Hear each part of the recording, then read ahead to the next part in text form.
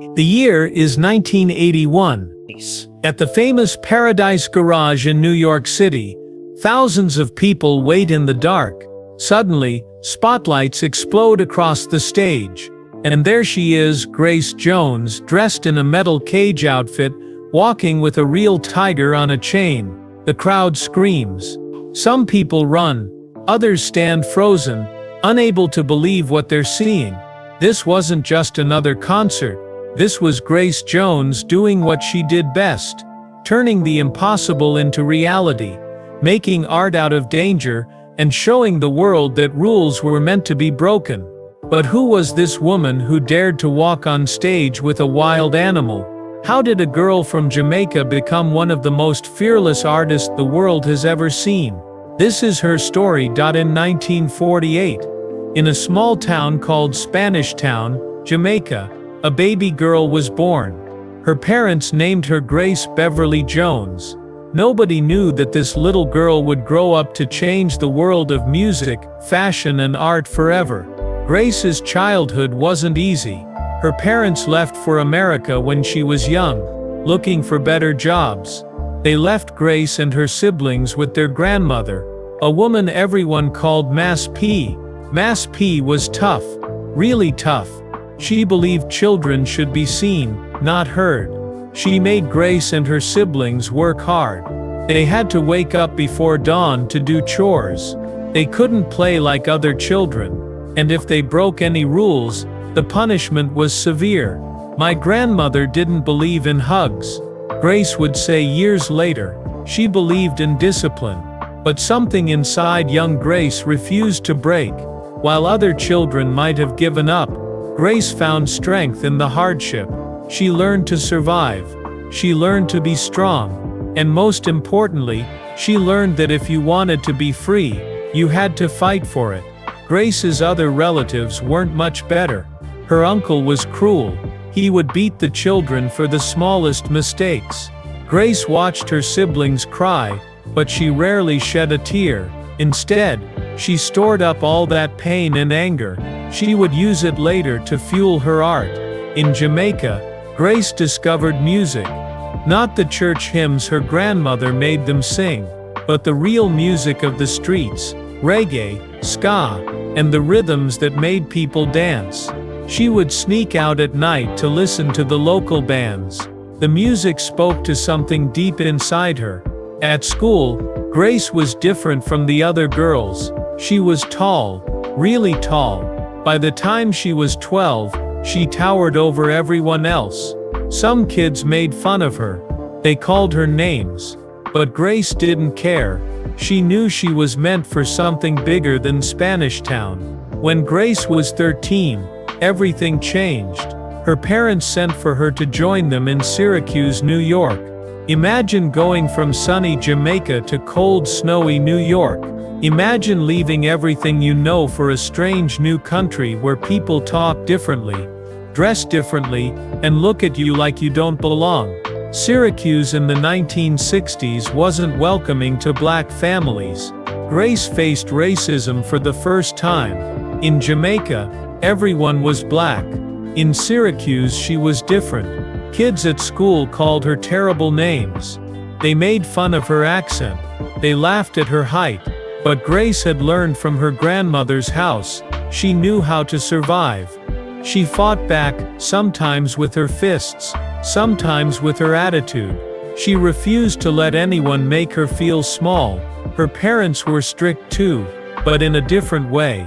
They wanted Grace to be a good girl, to follow the rules, to fit in. They were religious people who believed in keeping your head down and working hard. But Grace had other ideas. In high school, Grace discovered drama class. For the first time, she found a place where being different was good. On stage, her height was an advantage. Her unique look made her stand out. She could transform into anyone she wanted to be. She also discovered fashion. While other girls wore boring clothes to fit in, Grace experimented.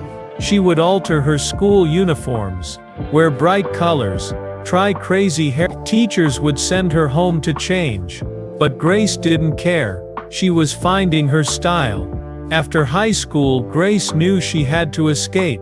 Syracuse was too small for her dreams. She packed her bags and headed to Philadelphia, where she had heard about opportunities for models. It was 1960s America, and the civil rights movement was changing everything. Grace was ready to be part of that change. In Philadelphia, Grace enrolled in college to study theater, but she needed money to survive. Someone suggested she try modeling. At first, Grace laughed. Models were supposed to be pretty, delicate, feminine. Grace was none of those things.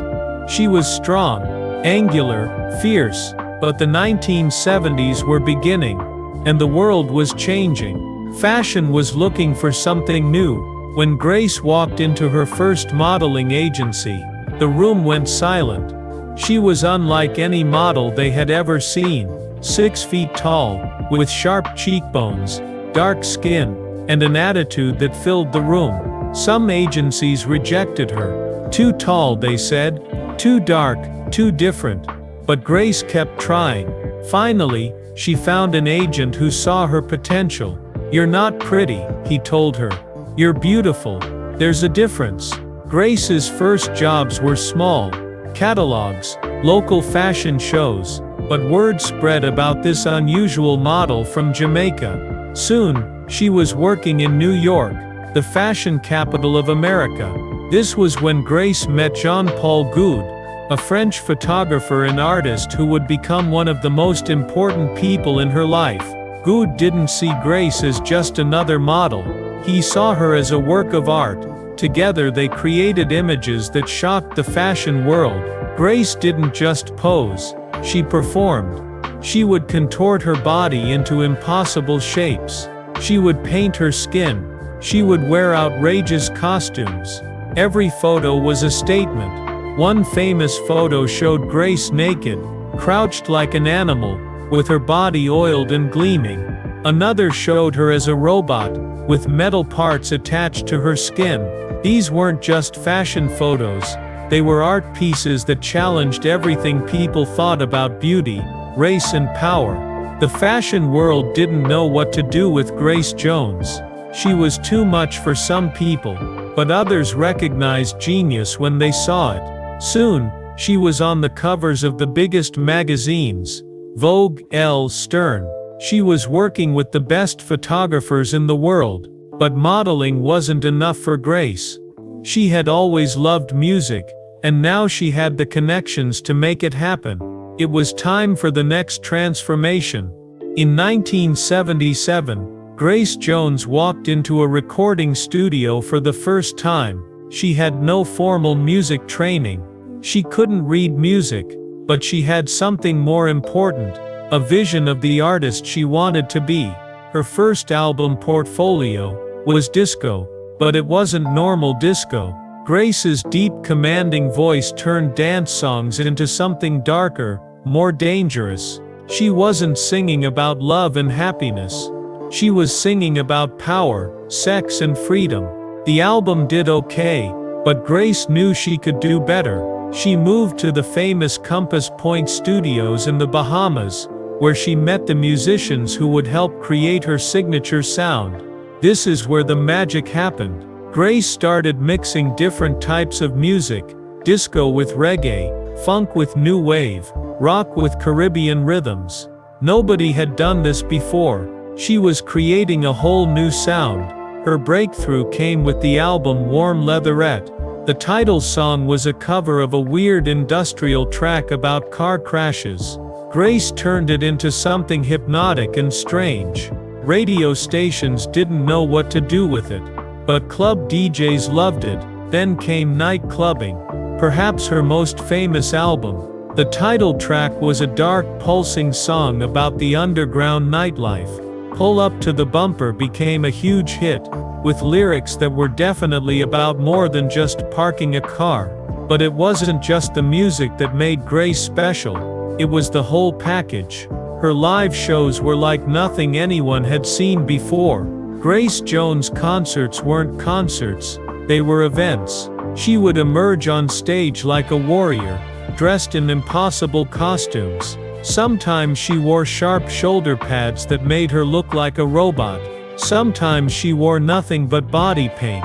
Once she performed inside a giant metal cage.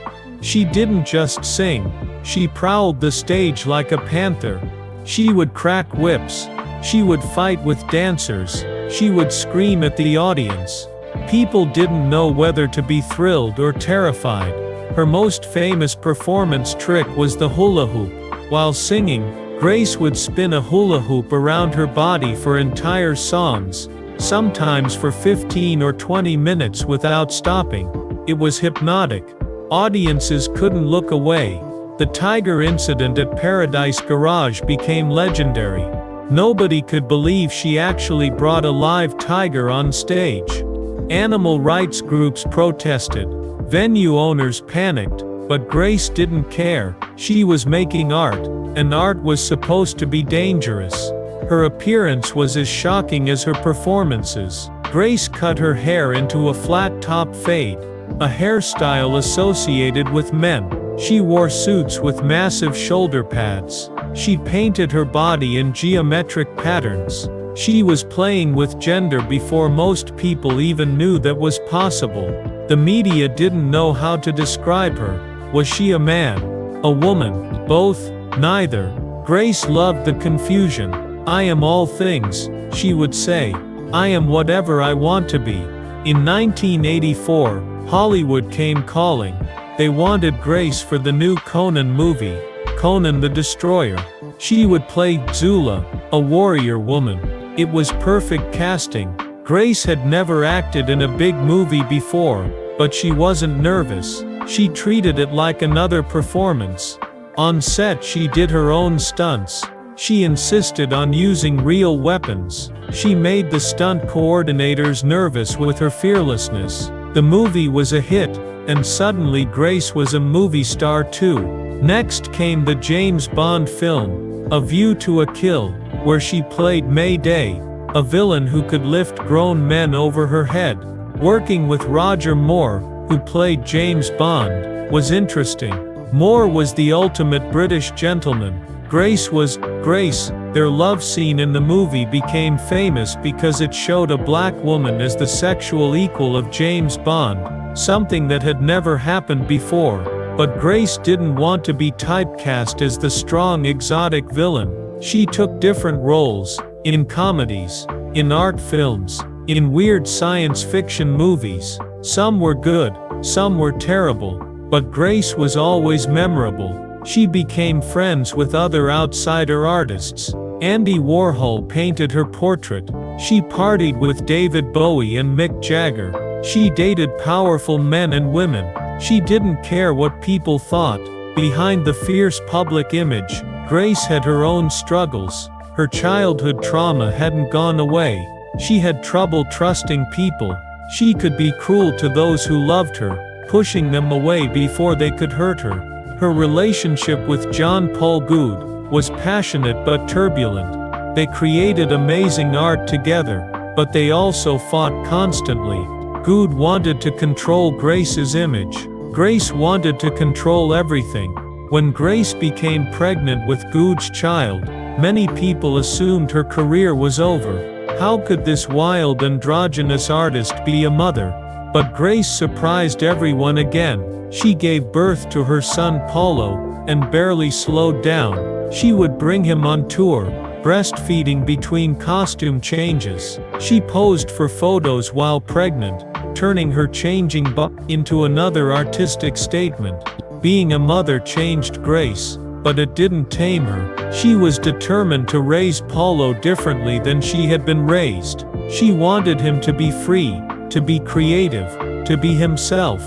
Her romantic life remained complicated. She had relationships with both men and women. She was linked to famous actors, musicians, and artists. But she never married, never settled down in the traditional sense. I don't belong to anyone, she would say. I belong to myself. By the late 1980s, Grace Jones was more than just a singer or actress. She was a cultural icon. Her influence went far beyond entertainment. In the fashion world, She had completely changed what beauty meant. Before Grace, models were supposed to be pretty and passive. Grace showed that beauty could be strong, strange and challenging. In music, she had created a template for the modern pop star. Artists like Madonna, Lady Gaga, and Rihanna all took inspiration from Grace's theatrical performances and gender-bending style. For the LGBTQ+ community, Grace was a hero. In an era when being different was dangerous, she celebrated difference. Gay clubs worshipped her. Drag queens imitated her. Trans people saw her as proof that gender roles were just another rule to be broken. For Black women especially, Grace was revolutionary. She showed that they didn't have to straighten their hair or lighten their skin, or act submissive to be successful. They could be dark, tall, strong, and strange, and still be stars. But perhaps Grace's biggest impact was on the idea of authenticity. In an industry full of fake people, Grace was always real. She never pretended to be nice when she wasn't. She never smiled when she didn't feel like it. She never apologized for who she was. As the 1990s arrived, music was changing. Grunge and hip-hop were taking over. Some people thought Grace's time was over. She was in her 40s now, ancient by pop star standards. But Grace didn't believe in expiration dates. She took a break from music, focusing on acting and her personal life. She traveled the world. She spent time with her son. She studied new forms of art. Then in 2008, she returned with a new album called Hurricane. She was 60 years old. Most artists her age were doing nostalgia tours, playing their old hits for aging fans. Not Grace. Hurricane was fresh, modern and experimental. She worked with young producers who weren't even born when she started her career. The album proved that Grace Jones wasn't a nostalgia act. She was still an innovator. She started touring again, and her shows were as spectacular as ever. She still spun the hula hoop. She still wore outrageous costumes. She could still command a stage like no one else. At one concert, she slapped a TV interviewer, who touched her without permission. The video went viral. People were shocked, but Grace's fans understood. She was still fighting for respect, still refusing to be treated as less than she deserved. Today, Grace Jones is in her 70s. Most people her age are grandparents, retired, taking it easy. Grace is still Grace. She continues to perform, though less frequently. When she does appear, it's an event. Festivals pay huge money to book her. Young artists beg to collaborate with her. Fashion designers still want to dress her. Her influence is everywhere. When you see a pop star with an outrageous costume, that's Grace's influence. When you see a model who doesn't fit traditional beauty standards, that's Grace's legacy. When you see an artist refusing to be categorized, that's Grace's spirit. She's written a memoir called I'll Never Write My Memoirs. The title is typically Grace, contradictory and bold. In it, she tells stories that are sometimes shocking, sometimes funny, always honest. She still lives by her own rules. She has homes in several countries but belongs to none. She has lovers but no husband. She has fans but keeps her distance. She is friendly but never tame. Young artists still come to her for advice. She tells them what she's always believed. Don't copy anyone. Don't try to fit in. Don't apologize. Be yourself, but be the biggest, boldest version of yourself possible. In a world that still tries to put people in boxes, Grace Jones remains unboxable. She's a reminder that categories are for other people, not for artists, not for rebels, not for people who dare to be different. Her story matters now more than ever. In our social media age, when everyone is trying to be perfect, Grace reminds us that imperfection is more interesting. When everyone is trying to be liked, Grace shows us that being respected is more important. For young people struggling with identity, Grace is proof that you don't have to choose. You can be multiple things. You can contain contradictions. You can change and evolve, and still be yourself. For artists, Grace is the ultimate inspiration. She shows that commercial success and artistic integrity don't have to be enemies. You can be popular and still be true to your vision. You can make money and still make art. For anyone who's ever felt like an outsider, Grace Jones is a beacon. She didn't try to fit in. She created her own space and made the world adjust to her. She turned what others saw as weaknesses into her greatest strengths. What's next for Grace Jones? At her age, most stars are content to rest on their achievements. But Grace has never been most stars. She continues to work on new music, though she releases it when she feels like it, not when the industry demands. She chooses her performances carefully, appearing only at events that interest her. She's becoming more involved in mentoring young artists, especially those from the Caribbean. She's setting up foundations to help creative kids from poor backgrounds. Kids like she once was. She's also becoming more political, speaking out about racism, sexism, and homophobia. Her voice carries weight because she's been fighting these battles for 50 years. Movie directors still want to work with her. Fashion photographers still dream of shooting her. Museums want to exhibit her work. The world still wants Grace Jones, but Grace only gives the world what she wants to give. She's earned that right. After decades of breaking rules, setting trends and shocking audiences, she's proven that Grace Jones doesn't follow anyone's schedule, but her own. What can we learn from Grace Jones? Her life offers many lessons. Be fearless. Grace never let fear stop her. Whether it was leaving Jamaica, challenging beauty standards, or walking on stage with a tiger, she always chose courage over comfort. Be yourself. In a world that wanted to change her, Grace stayed true to herself.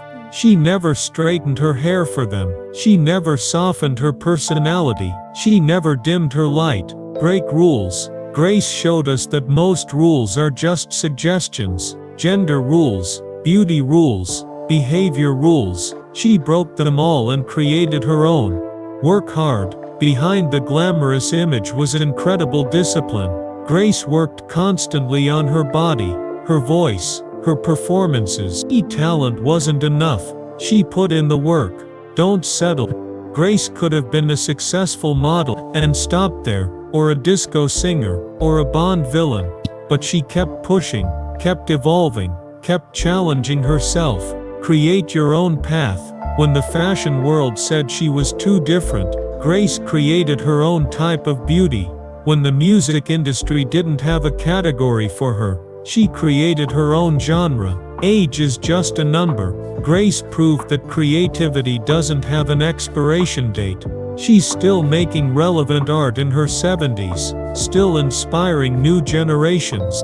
Look at popular culture today, and Grace Jones's influence is everywhere. When Rihanna appears at the Met Gala, in an impossible outfit, she's channeling Grace.